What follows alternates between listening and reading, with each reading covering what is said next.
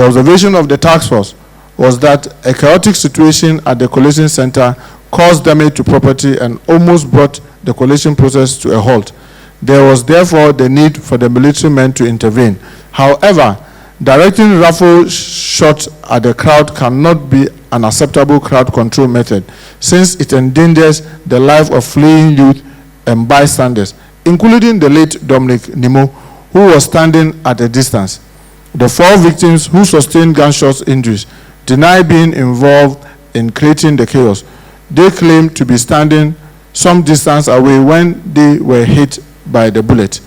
In a screening exercise, 11 soldiers were identified as those detailed at the constituency center in Mankranso on the December 7, 2024. 8 of the soldiers interviewed admitted firing warning shots alongside the police to disperse the mob, which was attacking the collation center. They denied firing into the crowd and further said that they were not aware that anybody was hit by a bullet during the process. There was no doubt that the late Dominic Nkommo died from a shot fired by the soldiers. Similarly, the 4 victims also got their injuries through the same process.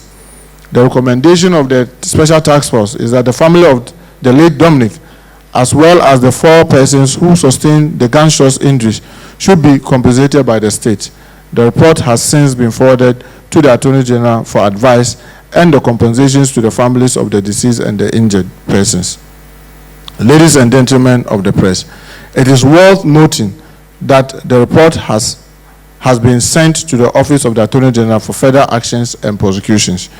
As Minister for Interior, I want to assure the public that government, under the able leadership of His Excellency President John Dramani Mahama, is committed to upholding the rule of law and to ensuring that all those responsible for the violence are held accountable.